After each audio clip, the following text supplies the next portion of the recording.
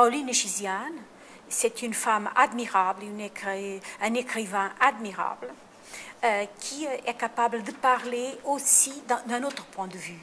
C'est le point de vue encore d'un boucle encore plus faible. C'est la femme dans cette atmosphère dure de transformation rapide et violente. Elle parle de la femme et de la femme devant l'homme. C'est émouvante. Elle transporte un message émouvant pour parler de l'infidélité, par exemple, le rapport entre la multiplicité de femmes et l'homme, comment l'érotisme traverse la société mozambicaine, et elle le fait poétiquement. Et c'est merveilleux parce que tous ces écrivains, ils ont profité de la langue portugaise, mais pour faire une langue à eux-mêmes. Ce n'est plus la langue portugaise de la racine, c'est quelque chose de jeune, c'est quelque chose qui est toujours créative, qui n'a pas cette grammaire que nous avons, cette grammaire emprisonnée dans les pages des livres. C'est une grammaire qui sort du langage des rues, du langage qui vient des gens des forêts. Et alors, c'est une richesse.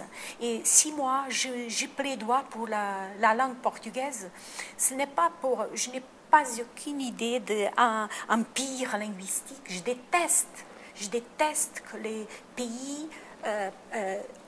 aient remplacé l'idée d'empire réel par empire linguistique, d'empire politique par empire linguistique. C'est une autre façon de faire le colon, de jouer le colon. Le contraste entre l'héritage et maintenant la modernité brutale, c'est un contraste brutal. Les écrivains contemporains du Mozambique sont en train de le faire superbement. D'ailleurs, Mia Couto le fait, tout le monde le voit, comment il est capable d'aménager le langage très bien, l'adapter le langage à ce monde archaïque qui vient du début du monde, où l'on est presque comme au début de l'humanité, et après il le compare avec et il le fait réfléchir devant la puissance des armes, la puissance des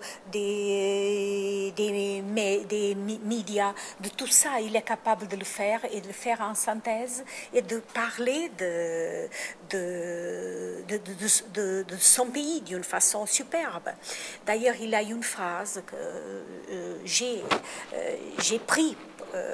emprunté de lui, une phrase merveilleuse qui est le symbole de tout ça que nous traversons aujourd'hui. Il dit « Chaque homme est une race ».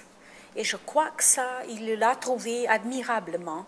Et quand j'ai écrit le rivage des murmures, il y a 20 ans, c'est vrai que ce livre a ce thème exactement pour base. Et pourtant, je n'ai pas trouvé la phrase. J'ai écrit tout un livre là-dessus, mais je n'ai pas trouvé la phrase. C'est lui qui a trouvé la phrase. Chaque homme est une race. C'est merveilleux.